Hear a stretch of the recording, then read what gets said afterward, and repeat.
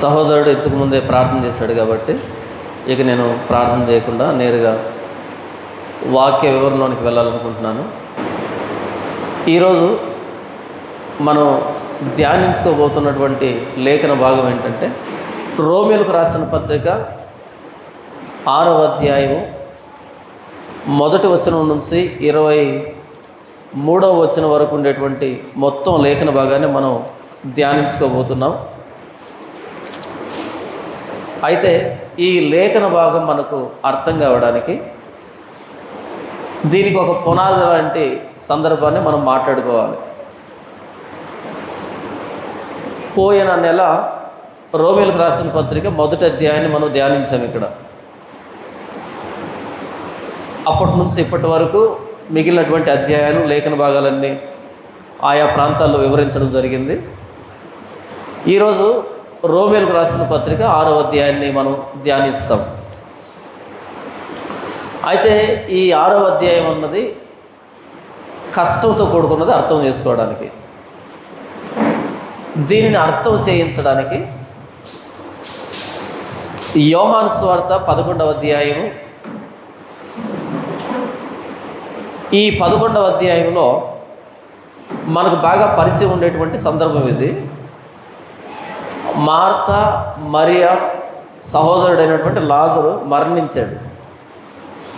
ఆయన మరణించినప్పుడు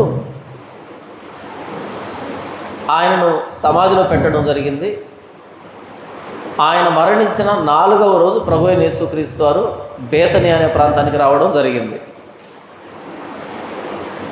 లాజరు మరణించక ముందు కబురు పంపించారు యేసు ప్రభువుకి, నీ స్నేహితుడైన లాజరు రోగిగా ఉన్నాడు, చనిపోవడానికి సిద్ధమై ఉన్నాడు, కాబట్టి నువ్వు వెంటనే రావాలి అని యేసు ప్రభువుకి కబురు పెట్టినప్పుడు యేసు ప్రభువు రాకపోగా తానున్న చోటనే 2 రోజులు నిలవబడ్డాడు.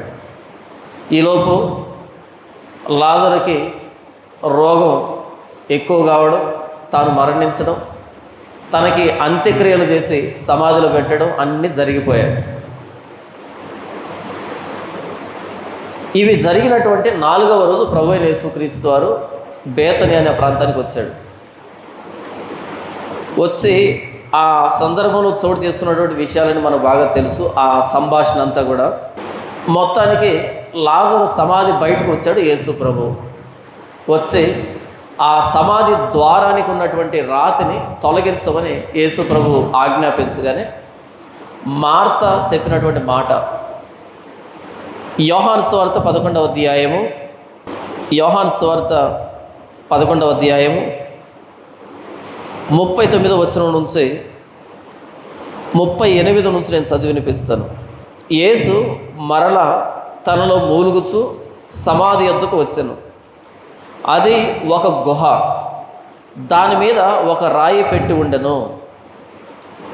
యేసు రాయి తీసివేయడం చెప్పగా చనిపోయిన వాని సహోదరి అయిన మార్త, ప్రభువా, అతడు చనిపోయి 4 దినములైనది కనుక ఇప్పటికీ వాసన కొట్టునని ఆయనతో చెప్పెను.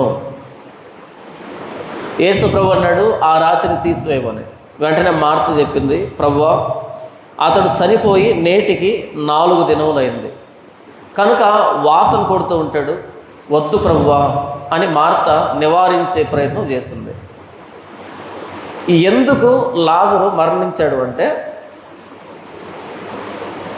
ఆదాము వరసలో వచ్చాడు కాబట్టి, ఆదాము శరీరాన్ని తీసుకున్నాడు కాబట్టి, ఆదాములో నుండి వచ్చినటువంటి లాజరు ఆదాము స్వభావంలో పాలిపోవస్తుడు కాబట్టి, ఆదాము అవిధేయతను బట్టి ఆదాము వరసలో వచ్చిన ప్రతి ఒక్కరికి మరణం సంప్రాప్తమాయను. నీవు కానీ నేను కానీ మానవుడని పిలువబడుతున్న ప్రతి ఒక్కడు ఎందుకు మరణిస్తున్నాడు అంటే ఆదాము చేసినటువంటి అవిధేయతకు పర్యవసానం మరణం. నేను మరణిస్తున్నా అంటే దాని అర్థం ఏంటంటే ఆదాములో నేను అవిధేయత చూపించాను అని. ఆదాములో నేను అవిధేయత చూపించాను దేవునికి. ఆదాములో వస్తున్న ప్రతి ఒక్కరూ ఆ అవిధేయతలో పాలిభావస్తులు కాబట్టి అందరికీ మరణం సంప్రాప్తమైంది. ఇది రోమీయులకు రాసిన పత్రిక 5వ అధ్యాయంలో మనం చూస్తాం, 12 నుండి చూస్తాం. అలా ఆదాము అవిధేయత అన్నది మరణాన్ని తీసుకుని వస్తే రోగాన్ని తెచ్చింది కూడా అదే. మానవ శరీర ధర్మాన్ని మార్చింది కూడా పాపమే, అవిధేయతే. అలా లాజరు మరణించాడు, సమాధిలో పెట్టబడ్డాడు, కుళ్ళిపోతూ ఉన్నాడు 4వ రోజుకి. ఇలా కుళ్ళిపోయిన స్థితిలో ఉన్నటువంటి, సమాధిలో ఉన్నటువంటి లాజరు తనంతట తానుగా బ్రతకడం అన్నది సాధ్యం కాదు. మరణ ప్రభుత్వానికి లోనై ఉన్నాడు, మరణ దాస్యానికి లోనై ఉన్నాడు కాబట్టి మరణించాడు, కుళ్ళిపోతున్నాడు సమాధిలో. అలాంటి 4 రోజుల శవాన్ని యేసు ప్రభు ఆజ్ఞాపించింది ఏంటంటే 43వ వచనం, ఆయన అలాగూ చెప్పి లాజరు బయటికి రమ్మని బిగ్గరగా చెప్పాను. అప్పుడు యేసు ప్రభు లాజరు బయటికి రా అని బిగ్గరగా పిలిచాడంట. నిద్రపోతున్న వాడిని పిలిస్తే ఉలిక్కిపడి లేవచ్చు, కానీ యేసు ప్రభు పిలిచింది 4 రోజుల శవాన్ని పిలుస్తున్నాడు, కుళ్ళిపోతున్నటువంటి శవాన్ని పిలిచాడు. బయటకు వస్తుందా? బయటకు వస్తుందా? వచ్చే అవకాశం ఉందా? మనకు సందర్భం తెలుసు కాబట్టి వస్తుంది, వచ్చాడు అంటాం. కానీ ఆ సందర్భంలో జరుగుతున్న పరిస్థితుల్లో మనం ఉంటే కనుక మనకు హాస్యాస్పదంగా అనిపించేది. లేదా యేసు ప్రభువును ప్రేమించే వాళ్ళమై ఉంటే కనుక గుండె వేగం పుంజుకునేది. ఎందుకంటే అయ్యో యేసు ప్రభు అవమానించబడతాడేమో ఇక్కడ అని. ఒకవేళ యేసు ప్రభువుని వ్యతిరేకించే గుంపులో మనం ఉంటే కనుక సరిగ్గా ఇరుక్కున్నాడు ఇక్కడ యేసు ప్రభు, ఇరుక్కున్నాడు అని అనుకునే వాళ్ళము. లేదా యేసు ప్రభువును ప్రేమించే గుంపు అయితే కనుక అయ్యో యేసు ప్రభు ఏంటి ఇలాంటి మాట సెలవిస్తున్నాడు, ఏమైపోతాడో, అందరూ ఎలా అవమానిస్తారు అనేటట్టుగా నొచ్చుకునే వాళ్ళం, బాధపడే వాళ్ళమే. యేసు ప్రభు ఎప్పుడైతే లాజరు బయటికి రా అని ఆజ్ఞాపించాడో 44వ వచనం, చనిపోయిన వాడు కాళ్ళు చేతులు ప్రేత వస్త్రములతో కట్టబడిన వాడై వెలుపలికి వచ్చెను. చనిపోయిన వాడు, బ్రతికి ఉన్నవాడు కాదు వచ్చింది. చనిపోయిన వాడు ఎలా వచ్చాడంట? కాళ్ళు చేతులు ప్రేత వస్త్రములతో కట్టబడిన వాడై వెలుపలికి వచ్చింది. కట్లు అలాగే ఉన్నాయా? కట్లు అలాగే ఉన్నాయి. కాళ్ళు చేతులు ప్రేత వస్త్రాలు కట్టబడి ఉన్నాయి. చనిపోయిన వాడు వస్తున్నాడు బయటికి. ఎలా సాధ్యమైంది? ఎవరు నడిపించుకొని తీసుకుని వస్తున్నారు? ప్రేత వస్త్రాలు అలాగే ఉన్నాయి కదా, చుట్టబడి ఉన్నాయి కదా, మరి ఎలా నడుస్తుంది ఆ చనిపోయినటువంటి పీనుగా అనంటే ఇది లాజరులో ఉన్నటువంటి శక్తి కాదు, జీవం కాదు. ప్రభు అయిన యేసుక్రీస్తు మాటలో ఉన్న జీవం ఆ వ్యక్తిని నడిపించుకుంటూ వస్తుంది. అతని ముఖమునకు రుమాలు కట్టబడి ఉండను. ముఖానికి ఏముందంటే అడ్డుగా రుమాలు ఉంది. ముఖానికి రుమాలు అడ్డుగా ఉంది, కాళ్ళకి చేతులకి కట్లు అడ్డుగా ఉన్నాయి. మరి శవం ఎలా వస్తుంది? ఎవరు నడిపిస్తున్నారు? అంతటి యేసు మీరు అతని కట్లు విప్పి పోనీయుడని వారితో చెప్పాను. అప్పుడు యేసు ప్రభు అంటున్నాడు, ఏది ఆ వ్యక్తి నడవడానికి ఇబ్బందిగా ఉంది కాబట్టి ముందు అవి విప్పితే తర్వాత ఆ వ్యక్తి నడుస్తాడని చెప్పట్లే, నడిపించిన తర్వాత చెప్తున్నాడు ఇప్పుడు విప్పండి అని. యేసు ప్రభు పిలవకు ముందు మీరు వెళ్ళి వాటిని విప్పండి, నడవడానికి అనుకూలంగా ఉంటుంది అని అంటే లోపలికి వెళ్ళడానికి సాహసం చేసేవాళ్ళు తక్కువ మంది ఉండే అవకాశం ఉంది. ఎందుకంటే ప్రభు వాసన కొడుతూ ఉంటాడు. బయట ఉన్నప్పుడే సొంత సహోదరి మార్త చెప్పింది ప్రభు వాసన కొడుతుంటాడని. యేసు ప్రభు వీరి అవిశ్వాసాన్ని చూసి మొదట నడిపించాడు. నడిపించిన తర్వాత ఇప్పుడు సజీవుడే కదా, ఇప్పుడు వెళ్ళి కట్లను విప్పండి అంటే కనబడకుండానే నడుచుకుంటూ వచ్చాడా? కాళ్ళకి ప్రేత వస్త్రాలు కట్టబడి ఉండగానే నడిచాడా? చేతులకి ప్రేత వస్త్రాలు కట్టబడి ఉండగానే నడిచాడా? నడిచాడు కాదు, నడిపించాడు యేసు ప్రభు. నడిపించాడు, అలా నడుచుకుంటూ వస్తున్నాడు. ఆయన మాటలో ఉన్న జీవం మృతుణ్ణి సజీవునిగా చేసింది. 4 రోజులు కుళ్ళిపోతున్నటువంటి వ్యక్తిని సజీవుడిగా నడిపించుకుంటూ వచ్చింది. ఇక్కడ లాజరులో ఎలాంటి గొప్పతనం లేదు, యేసు ప్రభు మాటలో ఉండేటువంటి గొప్పతనం ఇది. దీనిని మనసులో పెట్టుకుంటే ఇప్పుడు రోమీయులకు రాసిన పత్రిక 6వ అధ్యాయం అన్నది మనకు సులభంగా అర్థమవుతుంది. 6వ అధ్యాయం 1వ వచనం, అలాగైనా ఏమందుము, కృప విస్తరింపవలనని పాపమందు నిలిచి ఉందుమా. అలాగైనా ఏమందుము అని అంటున్నాడు అంటే దానికంటే ముందుగా ఏదో ఒక వాదాన్ని తీస్తున్నాడు ఆయన, ఒక ఆర్గ్యుమెంట్ని. ఏంటి ఆర్గ్యుమెంట్ అంటే 19వ వచనం, 5వ అధ్యాయం 19వ వచనం, ఏలయనగా ఒక మనుషుని అవిధేయత వలన అనేకులు పాపులుగా ఎలాగో చేయబడిరో, అలాగే ఒకని విధేయత వలన అనేకులు నీతిమంతులుగా చేయబడుదురు. ఆదాము అవిధేయతను బట్టి అందరం పాపులుగా చేయబడ్డాం. ఏ భేదం లేదు, అందరూ పాపము చేసి. ఎప్పుడు చేశారు అందరూ పాపం? ఆదాములో చేశారు. ఏ భేదం లేదు, చిన్న పెద్ద, స్త్రీ పురుషుడు, ఏ భేదం లేదు, అందరం పాపం చేసి. ఎప్పుడు చేసాం? ఆదాములో చేసాం అందరం పాపం. మీకు ఈ విషయం బాగా అర్థం కావడానికి జన్మ పాపం అనే ఒక వీడియో వస్తుంది, దీని గురించి మాట్లాడాను. రోమిల్ రాసిన పత్రిక 5వ అధ్యాయాన్ని గురించి మాట్లాడాను.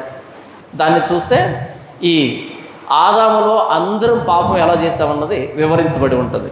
ప్రస్తుతానికైతే ఈ ఒక్క ముక్కని మనసులో పెట్టుకోండి. ఒకని అవిధేయత వలన అనేకులు పాపులుగా ఎలాగో చేయబడిరో, ఆదాము అవిధేయతను బట్టి అందరం పాపులుగా చేయబడ్డాం. అలాగే ఒకని విధేయత వలన అనేకులు నీతిమంతులుగా చేయబడదురు. యేసు ప్రభువులు అందరూ విధేయులుగా చేయబడ్డాం.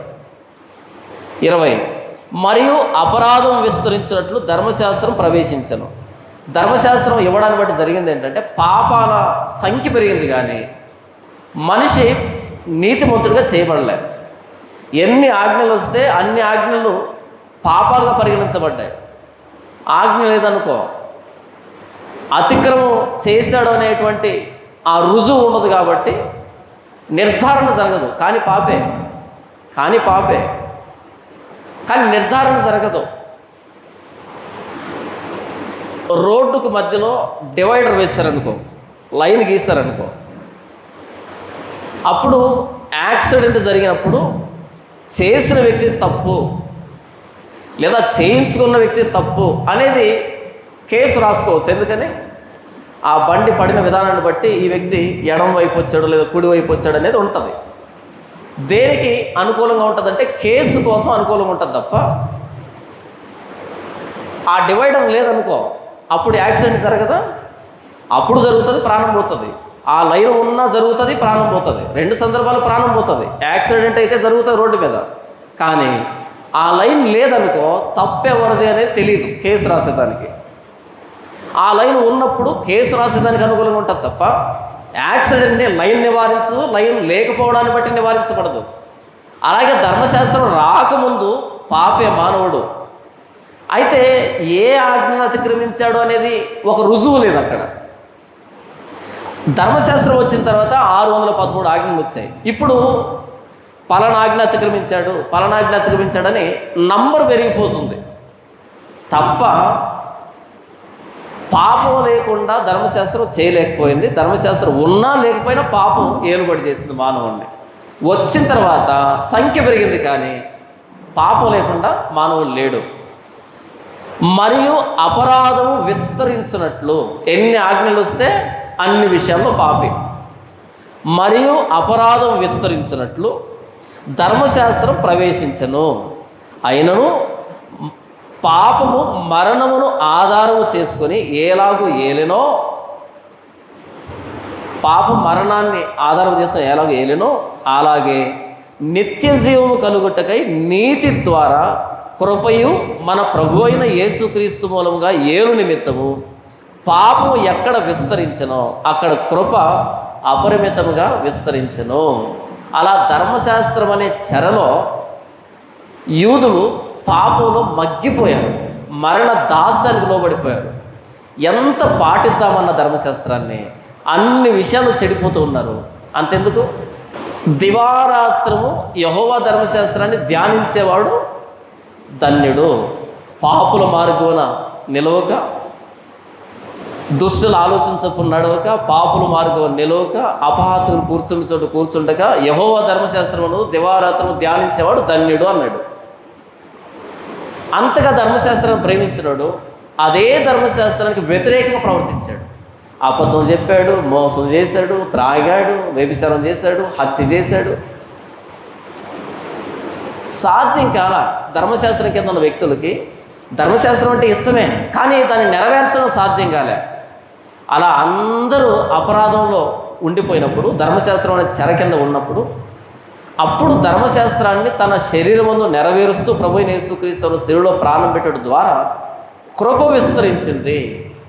పాపం విస్తరించినటువంటి ప్రపంచంలో ప్రభువైన యేసుక్రీస్తు కృపను విస్తరింపజేశాడు.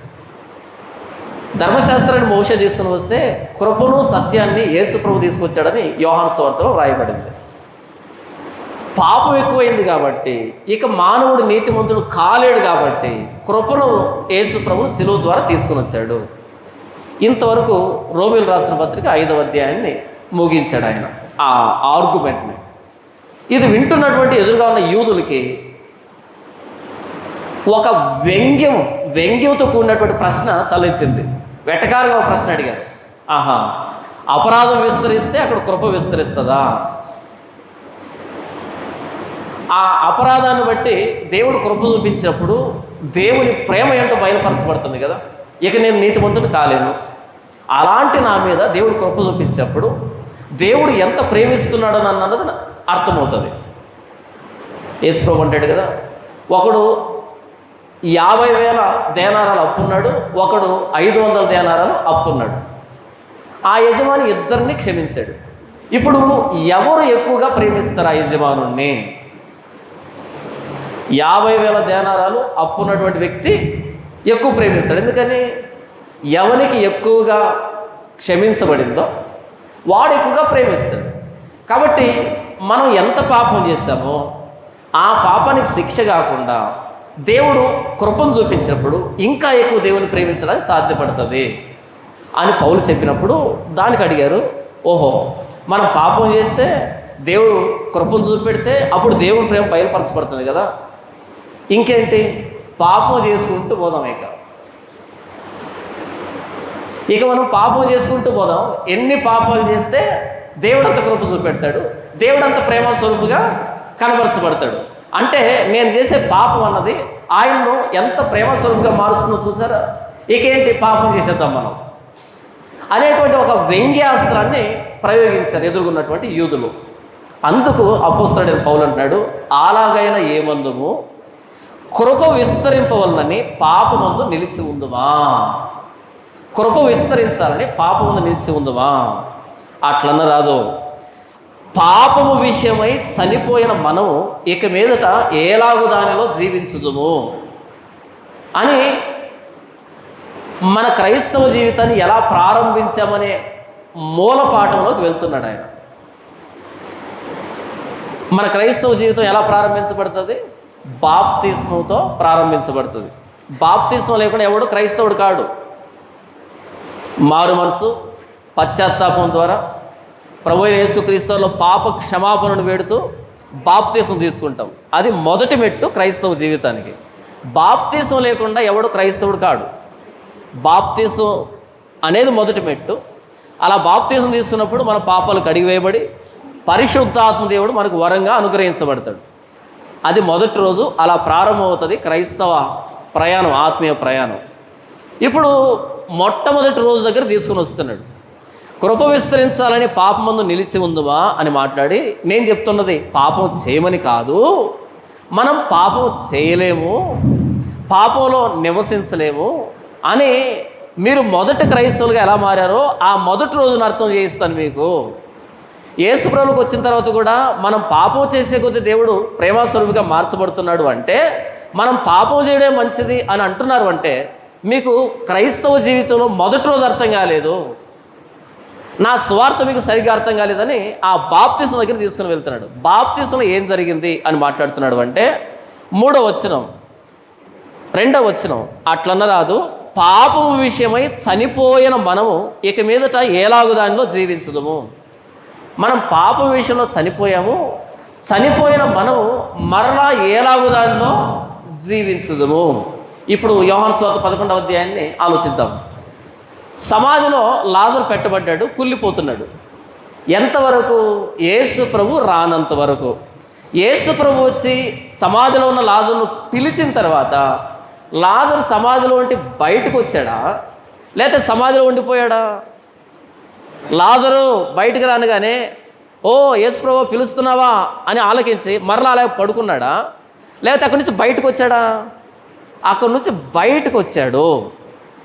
అలాగే పాపం విషయమై చనిపోయిన మనము, ఎలాగైతే లాజరు ఆదాము వరుసలో వచ్చాడు కాబట్టి మరణించి సమాధిలో పెట్టబడ్డాడో, అలాగే మనం కూడా పాపం విషయంలో చనిపోయాం. ఎలా బ్రతికామంట? పాప విషయంలో చనిపోయిన మనము ఇక మీదట ఏలాగు దానిలో జీవించుదుము.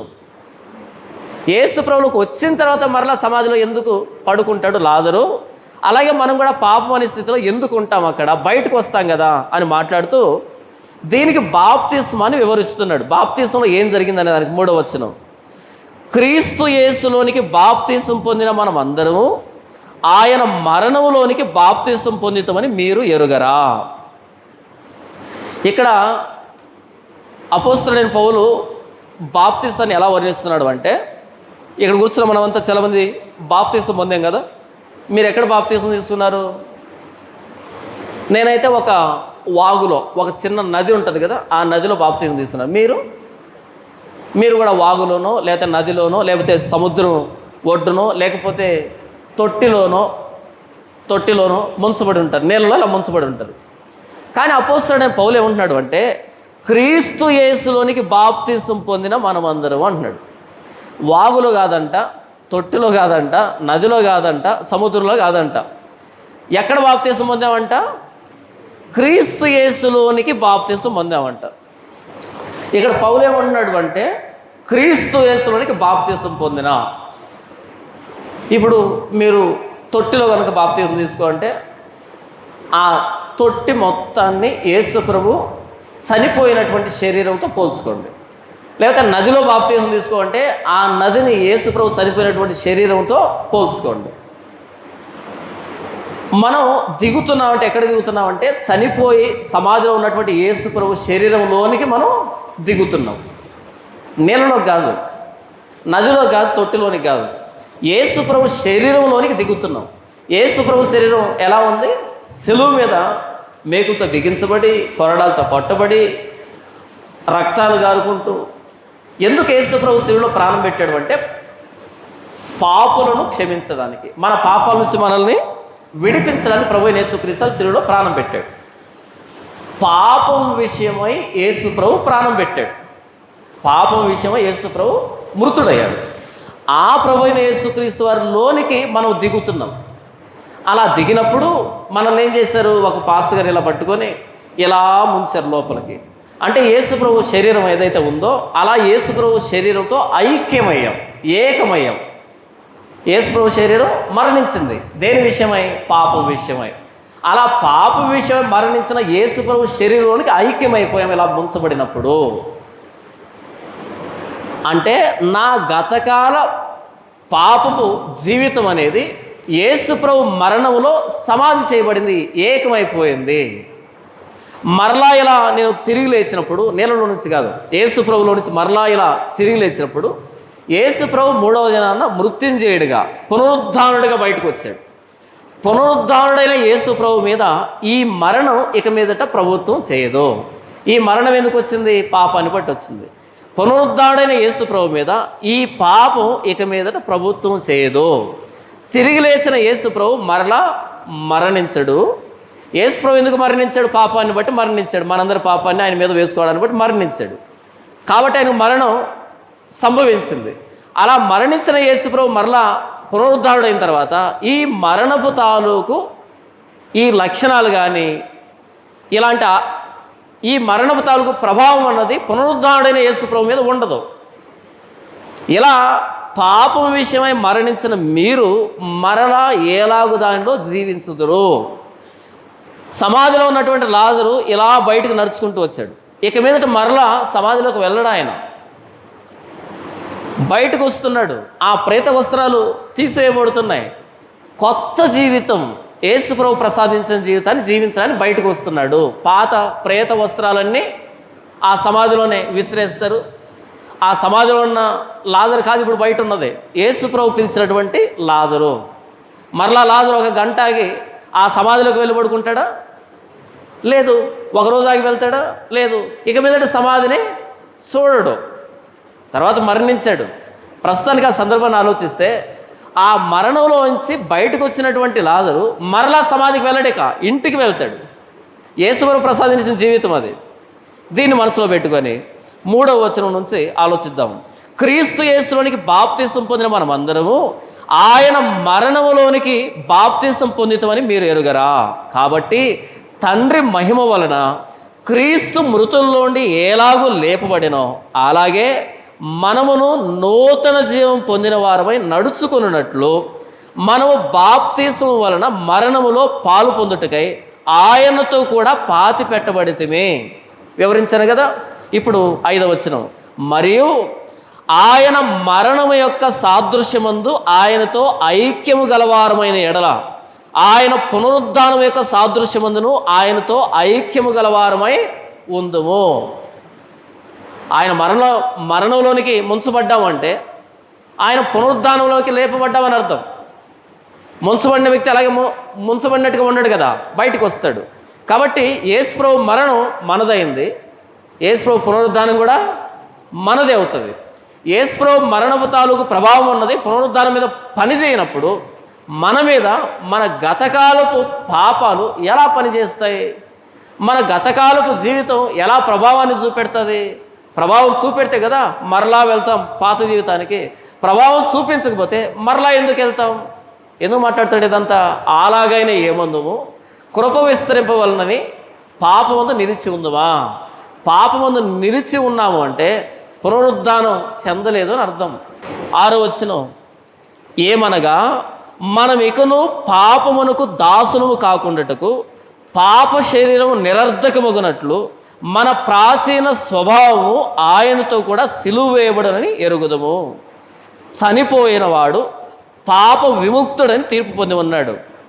మనము క్రీస్తుతో కూడా చనిపోయిన ఎడల మృతులలోండి లేచిన క్రీస్తు ఇకను చనిపోడనియు మరణమునకు ఇకను ఆయన మీద ప్రభుత్వం లేదనియు ఎరిగి ఆయనతో కూడా జీవించుదమని నమ్ముచున్నాము. ఎలైనగా ఆయన చనిపోవుట చూడగా పాపం విషయమై ఒక్కమారే చనిపోయాను, కానీ ఆయన జీవించుట చూడగా దేవుని విషయమై జీవించుతున్నాడు. అటువలే మీరును పాపము విషయమై మృతులుగాను దేవుని విషయమై క్రీస్తు యేసునందు సజీవులుగాను మిమ్మును మీరే ఎంచుకొనుడి. మనం ఎంత పాపం చేస్తే అంత కృప అనుగ్రహించబడుతుంది, ఎంత కృప అనుగ్రహించబడితే దేవుని ప్రేమ అంత బయలుపరచబడుతుంది అని పాపంలో నిలిచి ఉన్నాము అంటే దాని అర్థం మనం ప్రభువైన యేసుక్రీస్తు వారితో పాటు తిరిగి లేవలేదని అర్థము. కాబట్టి మీరు పాపం విషయం మృతులు, దేవుని విషయమై సజీవులు. 2 స్వభావాలు ఉన్నాయి మనలో. ఒకటి పాపం విషయమై మృతులమి, 2 దేవుని విషయమై సజీవులమే. ఈ వివరణలోనికి వెళ్ళే కంటే ముందుగా 3వ వచనంలో క్రీస్తు యేసులోనికి బాప్తిసం పొందిన మనం అందరము ఆయన మరణంలోనికి బాప్తిసం పొందుతామని మీరు ఎరుగరా?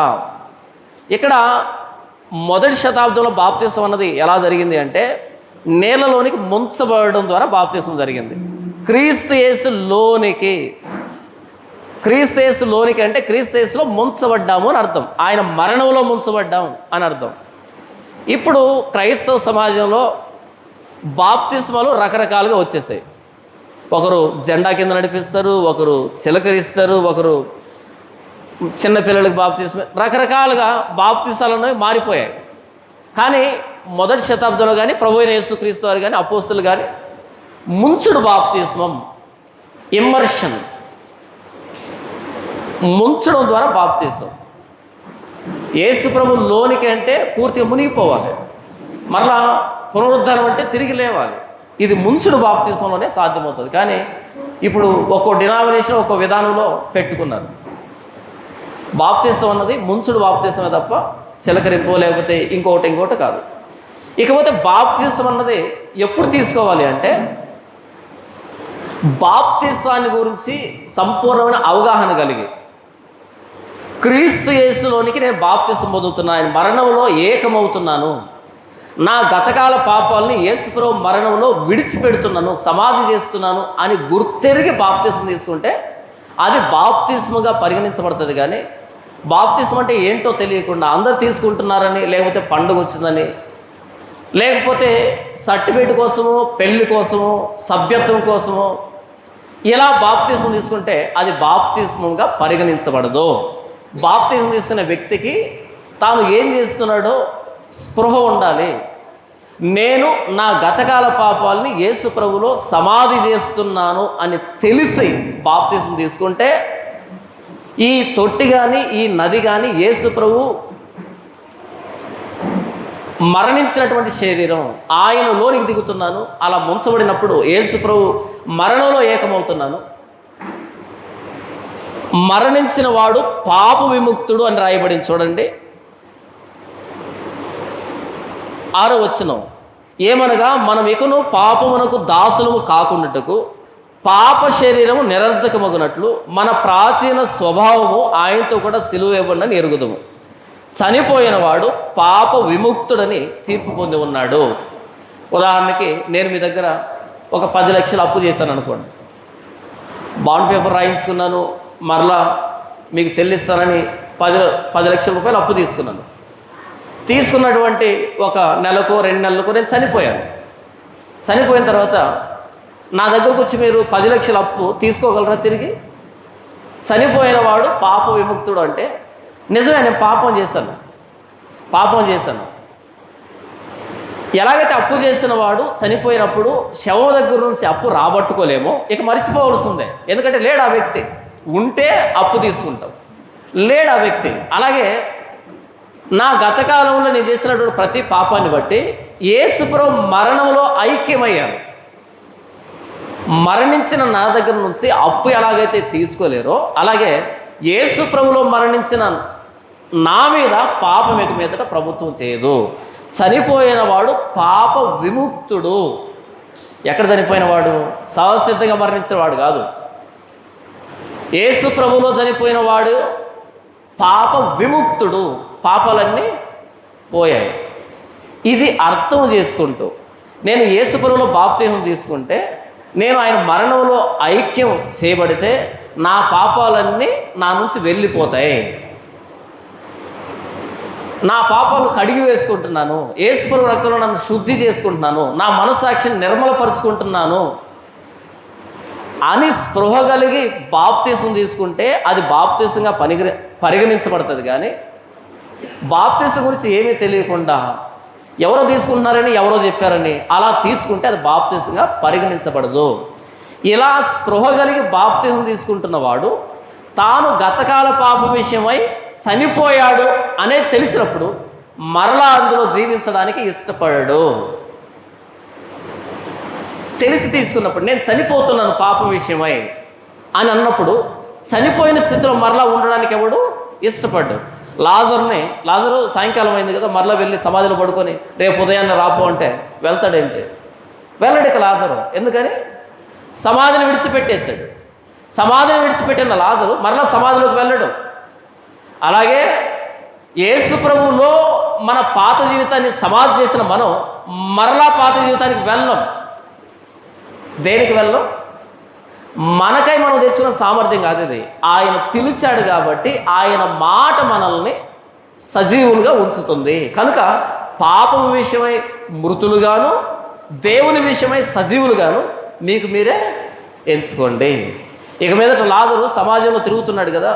దేన్ని బట్టి తిరుగుతున్నాడు అంటే యేసు ప్రభు పిలిచాడు కాబట్టి, యేసు ప్రభు మాటలో జీవాన్ని బట్టి తిరుగుతూ ఉన్నాడు. ఇప్పుడు లాజరు మరలా మరణించడా? ఖచ్చితంగా మరణిస్తాడు. తన శరీరంలో మరణాన్ని మోసుకుంటున్నాడు. అదే శరీరంలో యేసు ప్రభు జీవాన్ని కూడా మోసుకుంటూ తిరుగుతున్నాడు. దీని అర్థం ఏంటంటే, ఒక్కసారి యేసు ప్రభువునికి వచ్చిన వ్యక్తి ఇక మీదట పాపం చేయడు అని కాదు అర్థం. ఇక మీదట పాపం చేయలేడు అని కాదు అర్థం. ఇక మీదట పాపం జరగదు అని కాదు అర్థం. పాపము ఆ వ్యక్తి మీద ప్రభుత్వం చేయదు అని అర్థం. మరొకసారి, లాజరు మరలా మరణించడు అని అర్థం కాదు. ఆయన బయటకు వచ్చాడు అంటే మరలా మరణిస్తాడు. అయితే మరణించేంత వరకు యేసు ప్రభు జీవాన్ని బట్టి, ఆయన మాటను బట్టి బ్రతుకుతాడు. మరణం ఆ వ్యక్తి మీద ప్రభుత్వం చేయదు. ఆ మరణానికి కాలం చెల్లుబాటు అయిపోయింది. యేసు ప్రభు ఎంతవరకు ఆ వ్యక్తిని ఉంచాలనుకున్నాడో అంతవరకు ఈ వ్యక్తి బ్రతికే ఉంటాడు. మరణం లాజరు మీద ప్రభుత్వం చేయదు. అలాగే యేసు ప్రభువులో బాప్తిసం పొందినటువంటి నా మీద పాపం ప్రభుత్వం చేయదు. పాపం ప్రభుత్వం అంటే అర్థం ఏంటి? మత్తయి సువార్త 8వ అధ్యాయంలో యేసు ప్రభు దగ్గరికి ఒక శతాధిపతి వస్తాడు. శతాధిపతి వచ్చి తన దాసుడు చనిపోవడానికి సిద్ధంగా ఉన్నాడు కాబట్టి యేసు ప్రభువును రావాల్సిందిగా వేడుకుంటాడు. చూడండి 8వ అధ్యాయం 5వ వచనం నుంచి మత్తయి సువార్త. ఆయన కపెర్నహూములో ప్రవేశించినప్పుడు ఒక శతాధిపతి ఆయన ఎదుగు వచ్చి, బోధకుడా, ప్రభువా, నా దాసుడు పక్షవాయువుతో మిగులు బాధపడుచు ఇంటిలో పడి ఉన్నాడని చెప్పి ఆయనను వేడుకొనెను.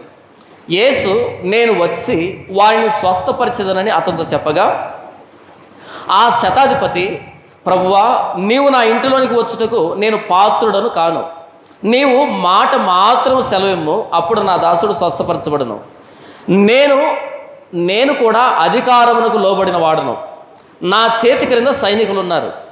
నేను ఒకని పొమ్మంటే పోవును, ఒకని రమ్మంటే వచ్చును. నా దాసుని ఈ పని చేయమంటే చేయను అని ఉత్తరం ఇచ్చాను. ఏమని మాట్లాడుతున్నా అంటే, ప్రభువా, నేను అధికారానికి లోబడ్డాను, నా కింద నాకు లోబడిన వాళ్ళు ఉన్నారు. ఎంతమంది ఉంటారు? 100 మంది ఉంటారు శతాధిపతి అంటే. అయితే ఈయన అధికారం ఏంటంటే, ఒకరిని రమ్మంటే వస్తాడంట, ఒకరిని పొమ్మంటే పోతాడంట. ఎవరన్నా రమ్మన్నాడు అనుకో, వాడు రాకపోతే ఏం జరుగుతుంది? ఉద్యోగం పోతుంది. పొమ్మంటే పోవాల్సిందే, రమ్మంటే రావాల్సిందే. నాకు ఇష్టం లేదు, నేను రాలేను, నేను పోలేను అని అనకూడదు. ఎందుకని? ఈ వ్యక్తి అధికారానికి లోబడి ఉన్నారు కాబట్టి. యేసు ప్రభులోనికి రాకముందు పాప అధికారానికి లోబడి ఉన్నాం. అప్పుడు మనం అనుకుంటే పాపం మానడం మనకు చేత కాదు, మనం చేద్దామనుకుంటే చేయడం సాధ్యం కాదు. మన చేతులు లేదు. పాపం మన మీద ప్రభుత్వం చేస్తుంది కాబట్టి అది మనల్ని ఆడిపిస్తుంది, అది మనల్ని నడిపిస్తుంది. పొమ్మంటే పోవాల్సిందే, రమ్మంటే రావాల్సిందే. మనం మాట్లాడుతూ ఉంటాం కదా, బానిస అయిపోయాడండి త్రాగుడికి. బానిస అదేంటి? ఈ వ్యక్తి కదా తాగుతున్నది? కాదు, అది రమ్మని పిలుస్తుంది. అదే మాట్లాడుతుంటారు చూస్తే, సరిగ్గా సమయానికి పనులన్నీ జీవుని లాగుతాయంట.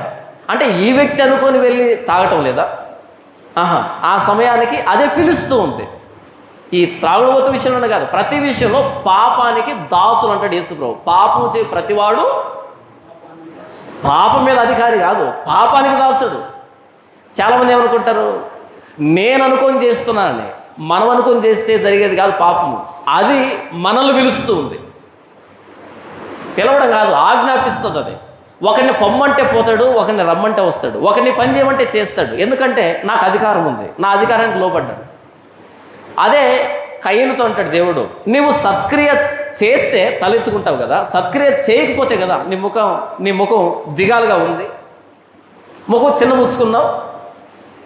నీవు సత్క్రియ చేయకపోతే వాకిట పాపం పొంచి ఉంటుంది, దానికి నీ ఎడల వాంచగలుగుతుంది, నీవు దాన్ని ఏలుదువు. పాపం పొంచి ఉంటుంది అన్న దగ్గర లర్క్ అనే పదం వాడబడింది. లర్క్ అంటే ఒక కుందేలు పట్టుకోవడానికో, జింకను పట్టుకోవడానికో సింహం మాటు వేసి ఉంటుంది, పొంచి ఉంటుంది, దాన్ని లర్క్ అంటారు. ఎప్పుడైతే సత్క్రియ చేయవో అప్పుడు వాకిట పాపం పొంచి ఉంటుంది. నీవు జింక అవుతావు, అది సింహం అవుతుంది. సింహం పెద్దదా, జింక పెద్దదా అంటే బలం విషయంలో ఒక్కసారి సింహం నోట కరుచుకుందనుకో, జింక మెడని కరుచుకుందనుకో, జింక ఇక వదిలిపెట్టి నాకు నొప్పి వస్తుందంటే వదిలిపెడుతుందా? లేదు, జింక విడిపించుకోలేదు. పాపం మనల్ని ప్రభుత్వం చేస్తుంది కాబట్టి ఆ పిల్లలు రక్తమాంసములు గలవారైనందున మరణం యొక్క బలము గలవాన్ని మరణం ద్వారా నశింపజేయడానికి యేసు ప్రభు కూడా రక్తమాంసాలు పాల్పడాడు. అంటే జీవితకాలం అంతయు మరణం అనే దాస్యానికి లోబడిన వారిని విడిపించడానికి. పాపం మన మీద ప్రభుత్వం చేస్తుంది. అయితే యేసు ప్రభువులోకి వచ్చిన తర్వాత పాప ప్రభుత్వం నుంచి విడిపించబడ్డాం. ఇప్పుడు పాపం మనల్ని వెళ్ళి పాపం చేయంటే మనం వెళ్ళాల్సిన అక్కర్లే, ఆ అధికారం నుంచి విడిపించబడ్డాం. ఇప్పుడు మనం స్వతంత్రులమే. యేసు ప్రభు విడిపించాడు, మనల్ని వెలబెట్టి కొన్నాడు, విడిపించాడు, విమోచించాడు. ఇప్పుడు మనం స్వతంత్రులమే. మన పాత బానిస పాపం. ఇప్పుడు నేను మరలా అదే బానిస దగ్గరికి వెళ్ళాలంటే వెళ్ళొచ్చు, లేదు నేను రానని చెప్పి నా స్వతంత్రంగానే వెళ్ళొచ్చు. 2 ఆప్షన్స్ ఉన్నాయి మనకి. మరలా నేను పాత యజమాని ఉన్నాడు కదా, ఆయన దగ్గరికి వెళ్ళొచ్చు, నా చేతిలో ఉంది, లేదా స్వతంత్రంగా వెళ్ళొచ్చు. కానీ ఆ యజమాని నన్ను బలవంతంగా పిలిచేదానికి లేదు, నన్ను నిర్బంధించేదానికి లేదు, నువ్వు రావాల్సిందని కఠినంగా మాట్లాడేదానికి లేదు. రమ్మని ఆహ్వానించవచ్చు, నేను దాన్ని అంగీకరించవచ్చు, తిరస్కరించవచ్చు, నా చేతిలో ఉంది. యేసు ప్రభువులోనికి మనం బాప్తిసం పొందామంటే పాపం నుంచి విముక్తులమయ్యాము, విడుదల వచ్చింది. విడుదల వచ్చిన తర్వాత పాపం చేయరా అంటే చేసేదానికి అవకాశం ఉంది, చేస్తారు కూడా. కానీ పాపం ప్రభుత్వం కింద మనం లేము, మన స్వచ్ఛందంగా చేయాలంటే చేయొచ్చు, లేకపోతే లేదు. లోకంలో ఉన్నదంతయు ఏంటి? శరీరాశ, నేత్రాశ, జీవపడంబం. శరీరాశ ఎంతకాలం ఉంటుంది? శరీరం ఉన్నంతకాలం. నేత్రాశ ఎంతకాలం ఉంటుంది? నేత్రాలు ఉన్నంతకాలం. జీవపడంబం ఎంతకాలం ఉంటుంది? జీవం ఉన్నంతకాలం. అవునా? బాగా బ్రతికినమ్మ ఊరు పెట్టుకున్నా సరే పట్టు చీరతోనే ఊరు పెట్టుకుంటుందంట. ఎందుకని? పోయేటప్పుడు పట్టు చీర ఎందుకు? జీవపు డంబం. అంతేనా? ఉదాహరణ మాత్రమే. బాగా బ్రతికిన వ్యక్తి అంట బకెట్ దండాలంటే బంగారు బకెట్న తంటాడంట, ప్లాస్టిక్ బకెట్ని తండంట. పాత రోజుల్లో చనిపోయేటప్పుడు కాళ్ళ దగ్గర బకెట్ పెడితే చివరికి అలా తన్ని ప్రాణం పోతుంది కదా. బాగా బ్రతికినవాడంట ఏ బకెట్ని తంతాడంట? బంగారు బకెట్నే. ఎందుకని? జీవం ఉన్నంత కాలం జీవపడంబం ఉంటుంది, నేను గొప్పవాడిని చెప్పుకోవడానికి, చూపించుకోవడానికి. శరీరం ఉన్నంతకాలం శరీరాశ ఉంటుంది. అయితే శరీరం సహకరించదు, ఉంటుంది, శరీరం సహకరించదు. నేత్రాలు ఉన్నంతకాలం నేత్రాశ ఉండనే ఉంటుంది. ఏం చెప్తున్నాను నేను ఇంతకీ? నేను క్రీస్తు మరణంలోనికి ఐక్యమయ్యాను, పాపం విషయం మృతున్నయ్యాను. ఇక మీదట నా మీద పాపం ప్రభుత్వం చేయదు, ఇక మీదట పాపం మీద జరగదు. కాదు, పాపం జరుగుతుంది, కానీ పాపం ప్రభుత్వం చేయదు మన మీద. అందుకనే క్రైస్తవులు పాపం చేసినప్పుడు మరలా వచ్చి మోకరించి ప్రభువా నన్ను క్షమించు అని వేడతారు. అదే క్రీస్తు బయట ఉన్నప్పుడు పాపం జరిగినప్పుడు అందులోంచి బయటకు వచ్చి వేడాలి, క్షమాపణ వేడాలి అనేది ఉండదు. అంతకంతకు దిగజారిపోయి నాశనానికి వెళ్ళడం తప్ప ఇక బయటికి రాడు. కానీ క్రైస్తవుడు ఒకసారి పాపం చేశాడు అనుకో, నిద్ర పట్టదు, తినడానికి ఆకలి కాదు, దప్పి కనిపించదు, అందరితో పాటు నవ్వలేము, అందరితో పాటు తిరగలేము, అన్నీ బాగానే ఉంటాయి పరిస్థితులన్నీ. డబ్బు ఉండొచ్చు, ఆరోగ్యం ఉండొచ్చు, అంత బాగుండొచ్చు. ఇక్కడ బాగుండదు, ఇక్కడ ఒప్పుకోదు. మరలా వచ్చి క్షమాపణ వేడేంత వరకు అస్సలు మనస్సాక్షి అంగీకరించదు, పరిశుద్ధాత్మ దేవుడు ఒప్పుకోడు. యుద్ధం, వార్. ఇప్పుడు హమాస్కి ఇజ్రాయెల్కి యుద్ధం జరుగుతుందా? ఇరాన్కి ఇజ్రాయెల్కి యుద్ధం జరుగుతుందా? అది చిన్నగా అనిపిస్తుంది మనకి ఈ యుద్ధం అర్థం చేసుకుంటే.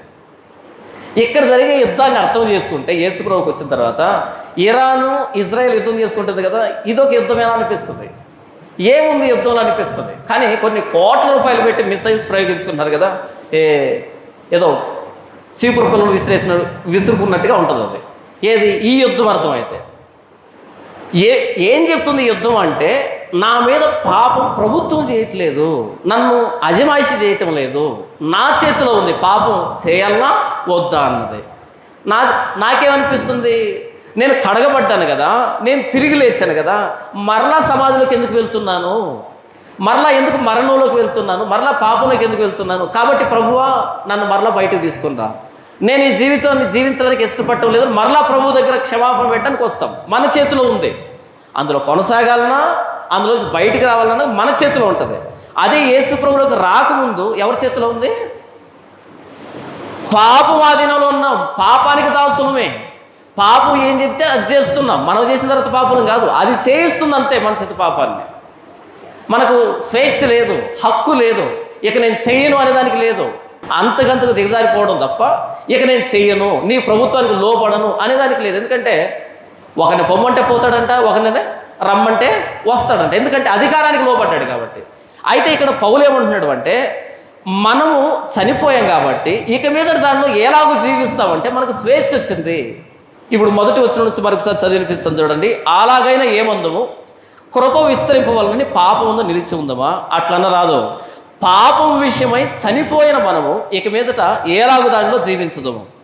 క్రీస్తు యేసులోనికి బాప్తిసం పొందిన మనం అందరము ఆయన మరణంలోనికి బాప్తిసం పొందుతామని మీరు ఎరుగరా? కాబట్టి తండ్రి మహిమ వలన క్రీస్తు మృతుల్లోండి ఏలాగు లేపబడినో, అది యోహాను సువార్త 11 అయితే క్రీస్తు మహిమ వలన లాజరు ఏలాగు లేపబడినో,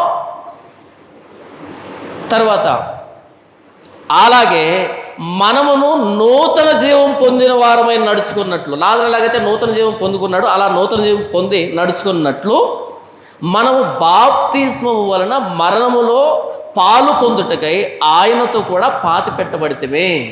లాజరు ఎలాగైతే సమాధిలోంచి బయటకు వచ్చాడో, బాప్తిసం అంటే మన మరణములో నుండి బయటికి రావడం, పాత జీవితం నుంచి బయటికి రావడం. బయటకు వచ్చిన లాజరు ఎలా బ్రతుకుతాడు? ఇక మీదట నూతన జీవం పొంది నడుచుకుంటాడంట. నూతనంగా బ్రతుకుతాడా? మనం కూడా బాప్తిసం నుంచి బయటకు వచ్చిన తర్వాత నీళ్ళలోంచి ఎలా బ్రతకడానికి? నూతన జీవం పొందుకొని బ్రతకడానికి. ఈ నూతన జీవం అనేది ఎక్కడి నుంచి వచ్చిందంటే యేసు ప్రభు పునరుద్ధానంలో నుండి వచ్చింది.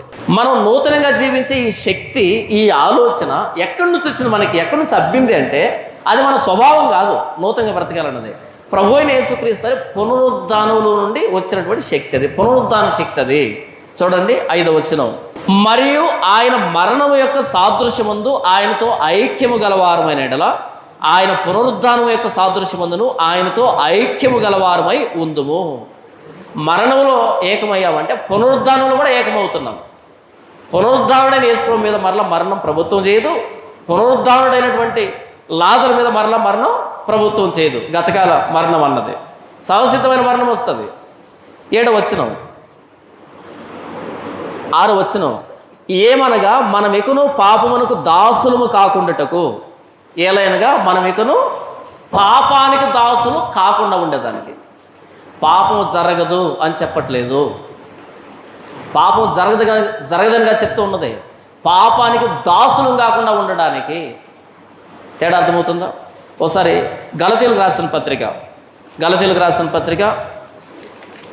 5వ అధ్యాయం. అంటే ఈ శరీరంలో ఉన్నటువంటి మన మీద ఎలాంటి ప్రభావం ఉంటుంది, మనం ఎలా బ్రతుకుతాం అనే దానికి గలతీయులకు రాసిన పత్రిక 5వ అధ్యాయం 16 నుంచి చదువుతున్నా చూడండి. నేను చెప్పున్నది ఏమనగా ఆత్మానుసారముగా నడుచుకునడి, అప్పుడు మీరు శరీరేచ్ఛను నెరవేర్చరు. శరీరము ఆత్మకును ఆత్మ శరీరముకు విరోధముగా అపేక్షించున్నవి కనుక ఇవి ఒకదానికొకటి వ్యతిరేకంగా ఉన్నవి కనుక మీరేమి చేయ నిశ్చయింతురో వాటిని చేయకుందరు. మనం శరీరంలో ఉన్నాం, ఆత్మలోనూ ఉన్నాం. శరీరానికి ఆత్మకి ఏంటంట ఎప్పుడు అత్త కోడలు గొడవ ఉంటుంది చూసారా, లేదా టామ్ అండ్ జెర్రీ ఉంటుంది చూసారా, ఆ ఫైటింగ్ ఉంటుంది లోపల. శరీరానికి ఆత్మకి ఎప్పుడు విరోధం ఉంటుంది. శరీరం ఏం చేద్దామన్నా ఆత్మ ఒప్పుకోదు, ఆత్మ ఏం చేద్దామన్నా శరీరం ఒప్పుకోదు. కంటిన్యూస్ బ్యాటిల్ ఉంటుంది, నిరంతరం గొడవ జరుగుతుంది. ఇజ్రాయెల్కి ఇరాన్కి యుద్ధం ఆగిపోవచ్చు దగ్గరలో, కానీ ఇది చచ్చేంతవరకు ఆగదు ఇది. కనుక మీరు ఏమి చేయ నిశ్చయింతురో వాటిని చేస్తారా, చేయకుందరా? మీరు వేటిని చేయ నిశ్చయింతురో వాటిని చేయలేరు. ఎందుకు చేయలేము? ఇక్కడ సహకరించడం, రెండు సమన్వయం కావటంలా, రెండు చేతులు కలుసుకోవటంలే. ఓకే, నువ్వు చెప్పినట్టు నేను వింటా, నేను చెప్పినట్టు నువ్వు విను. ఒకరికొకటి లోపట్టంలా శరీరం ఆత్మ రెండు ఒకదానికి గొడవ జరుగుతుంది. కాబట్టి ఏమి చేయాలనుకుంటారో వాటిని చేయలేరు. ఇక్కడే చూడండి 7వ అధ్యాయంలో, రోమీయులకు రాసిన పత్రిక 7వ అధ్యాయము 18వ వచనం.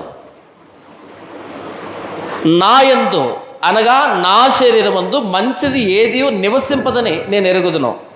మేలైనది చేయవలనను కోరిక నాకు కలుగుతున్నది, కానీ దానిని చేయుట నాకు కలుగుటలేదు.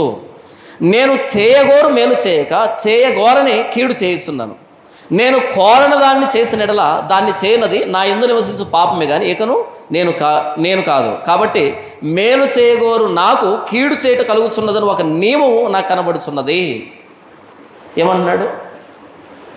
ఏం చేద్దాం అనుకున్నాను దాన్ని చేయలేకపోతున్నాను.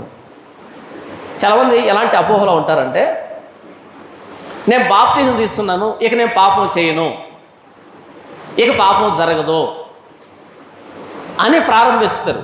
అంటే మనకు ఒక అవగాహన ఉండాలి. మనం వెళ్తున్న దారి అంటే అవగాహన లేకపోతే ప్రతి సందర్భంలో ఉలిక్కి పడాల్సి వస్తుంది. మనం వెళ్తున్న దారిలో ఎన్ని ఎత్తు పల్లాలు ఉన్నాయి, ఎన్ని వంకరలు ఉన్నాయి, ఎన్ని అడ్డుబండలు ఉన్నాయి, ఎన్ని ముళ్ళ కంచెలు ఉన్నాయి తెలిస్తే అది వచ్చినప్పుడు ఉలిక్కి పడం. ఓహో ముందే చూసాం కదా ఇదని. ఒకవేళ తెలుసుకోకుండా వచ్చేసాం అనుకో, నిరుత్సాహపడిపోతాం.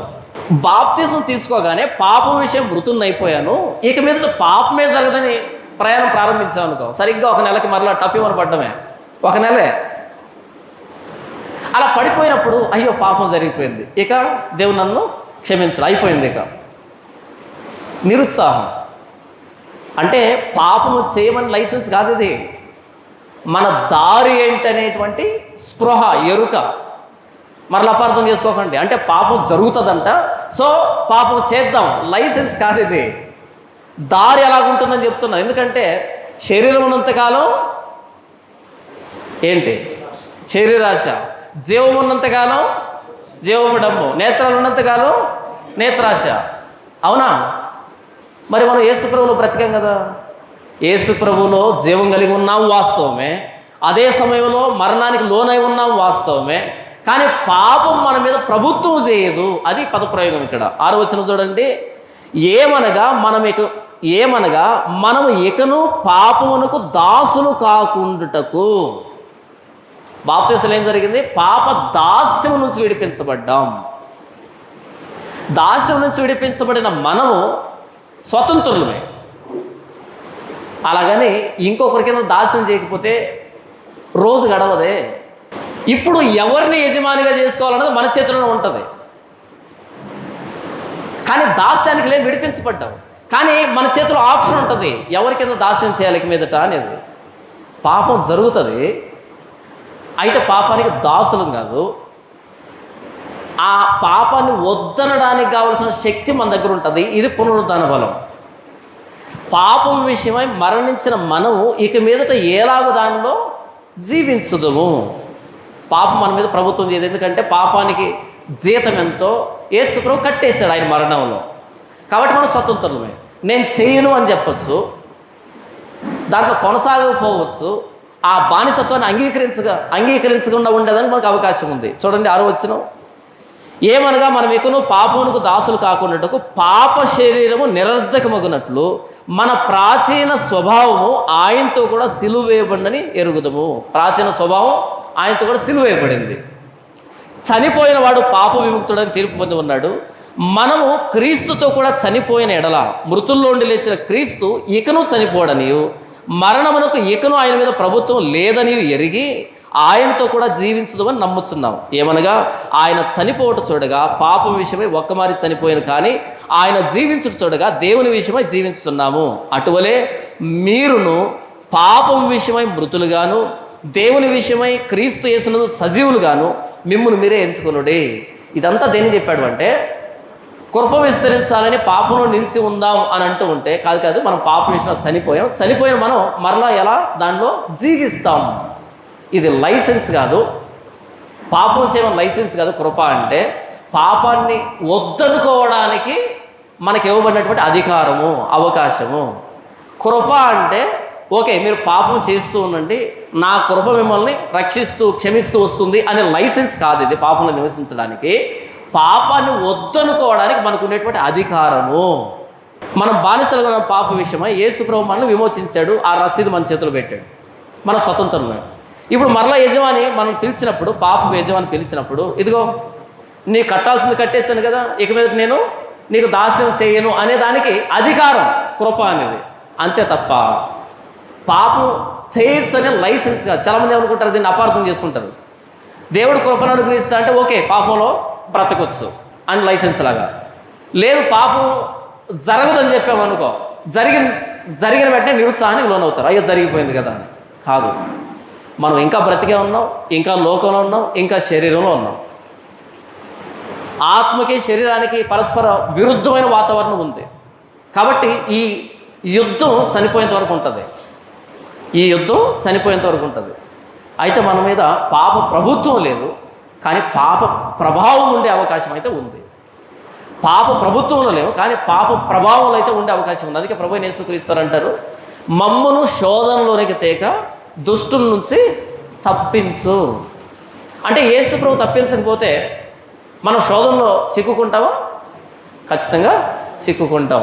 చూడండి, యోహాన్ రాసిన మొదటి పత్రిక 1వ అధ్యాయంలో యోహాన్ చెప్తున్నటువంటి మాట చివరి వచనాల్లో చూడండి, 7వ వచనం, అయితే ఆయన వెలుగులో ఉన్న ప్రకారం మనమును వెలుగులో నడిచిన ఎడల మనము అన్యోన్య సహవాసం గలవారమై ఉందుము. అప్పుడు ఆయన కుమారుడైన యేసు రక్తము ప్రతి పాపం నుండి మనలను పవిత్రులుగా చేయను. ఎవరికి రాస్తున్నాడు? యేసు ప్రభువును నమ్మని వాళ్ళకా, నమ్మిన వాళ్ళకా? నమ్మిన వాళ్ళకి. చూడండి, మొదటి వచనం, జీవవాక్యమును కూర్చున్నది. ఆది నుండి ఏది ఉండెనో, మేము ఏది వింటమో, కన్నులారా ఏది చూచితమో, ఏది నిదానించి కనుగొంటమో, మా చేతులు దేన్ని తాకి చూచినో అది మీకు తెలియజేస్తున్నాము. ఆ జీవము ప్రత్యక్షమాయను, తండ్రి యొద్ద ఉండి మాకు ప్రత్యక్షమైన ఆ నిత్య జీవం మేము చూచి ఆ జీవమును గురించి సాక్ష్యమిచ్చు దానిని మీకును తెలియపరుచున్నాము. మాతో కూడా మీకును సహవాసం కలుగునట్లు మేము చూసిన దాన్ని వినిన దాన్ని మీకు తెలియజేస్తున్నాము. మన సహవాసం అయితే తండ్రితో కూడాను ఆయన కుమారుడైన యేసుక్రీస్తుతో కూడాను ఉన్నది. మన సంతోషం పరిపూర్ణమవుటకై మేము ఈ సంగతులు రాయించిన మన మన మన అంటే యేసు ప్రభు నమ్మిన వారి గురించి మాట్లాడుతున్నాడు. మరలా 7వ వచనం అంటున్నాడు, ఆయన కుమారుడైన యేసుక్రీస్తు రక్తం ప్రతి పాపమును మనల్ని పవిత్రులుగా చేస్తుంది. అంటే నిరంతరమైన ప్రక్రియ ఇది.